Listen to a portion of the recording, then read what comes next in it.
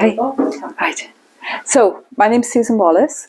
I am good for the soul reflexology, and I trained during lockdown with the Natural Health School, which is affiliated with the NHS and based in Harrogate.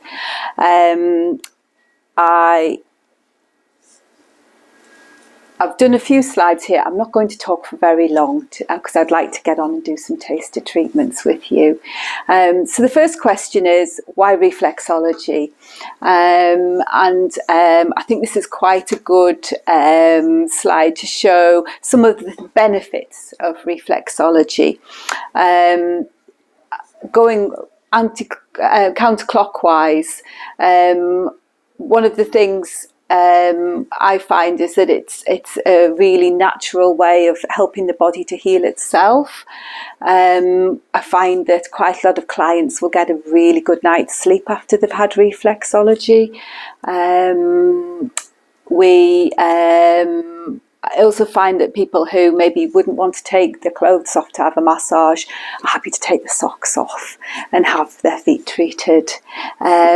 It's extremely relaxing, and it brings together the power of touch and a lovely sort of one-to-one hour where you've got somebody's undivided attention and someone who'll listen.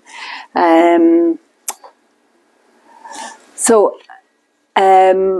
brief history of reflexology, because it's a therapy that dates back thousands of years.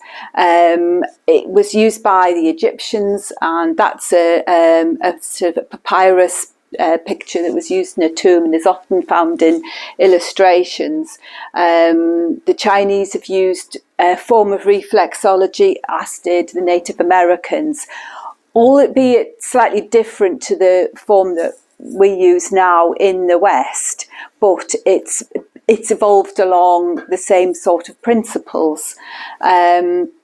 It started in the West with a doctor called William Fitzgerald, who was a surgeon and discovered that he wanted to operate on patients without using an anaesthetic. And he found that if he could clamp fingers and toes in certain places, he could anaesthetise certain areas of their body and then operate on them. That work was then developed by a physiotherapist who realised that meant that all of the nerve endings were in the hands and the feet.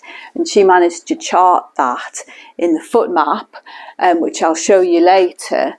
And then that evolved by Eunice Ingham, who then charted the foot map. A lady called Doreen Bailey brought it over to the UK and started the first reflexology school, and since then it's grown, and there are many reflexology schools around the country. So the general theory is that the feet reflect the body. This illustration shows how the toes reflect the head, and each foot is one half of the body, and it is divided into 10 zones and horizontal zones. The heels represent the pelvis, and everything in between is largely where it would be in the body. So this foot map's fairly faint, but this shows you, for example, the digestive system, which is this area in purple and red, is in the centre of the foot. The brain is in your toe, and you've got lungs in the pad of the foot here. I've got a foot map over by the chair if anybody wants to have a little look later on. So reflexologists work by putting pressure in a sequence on certain areas, pressure points on the foot, and this, although we're not entirely sure as to what the mechanism is, this, we think, moves energy around the body through the nerves, and that stimulates organ systems and helps to bring about sort of healing.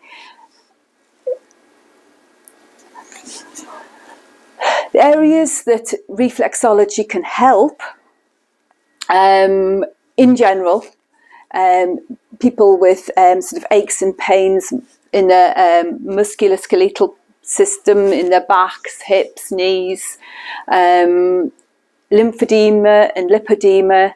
I've just done a course, for example, in lymphatic drainage, and we can drain parts of the body through the feet.